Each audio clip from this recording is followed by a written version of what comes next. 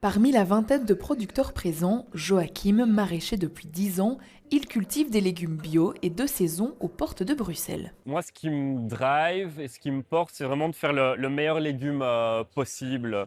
Et donc, pour qu'il soit bon, déjà, on choisit les meilleures variétés, quoi. Ici, on a par exemple des oignons, c'est ceci.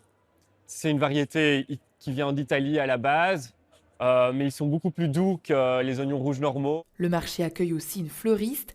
Delphine a lancé son projet il y a 1 an. Elle cultive des fleurs bio, locales et de saison à Anderlecht. Je vends principalement des fleurs fraîches, des plantes vivaces et des aromatiques. Et comme les fleurs ne poussent pas en hiver, je sèche les fleurs que je cultive en été pour les vendre en hiver sous forme de fleurs séchées.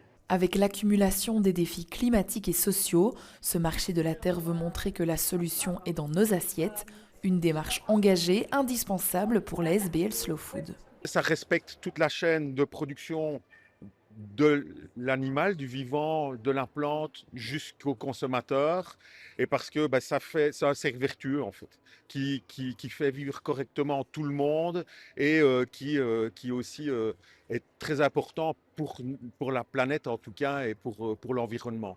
L'objectif de ce marché est aussi de sensibiliser les Bruxellois à consommer une nourriture locale et de saison en rencontrant directement les producteurs. On est dans un espace un peu passant où il y a des gens qui vont venir ici sans spécialement savoir peut-être qu'il y avait le marché.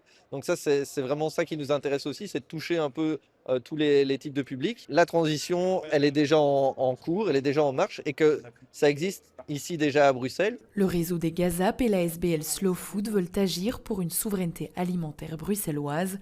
D'autres marchés de la terre seront organisés dans l'année.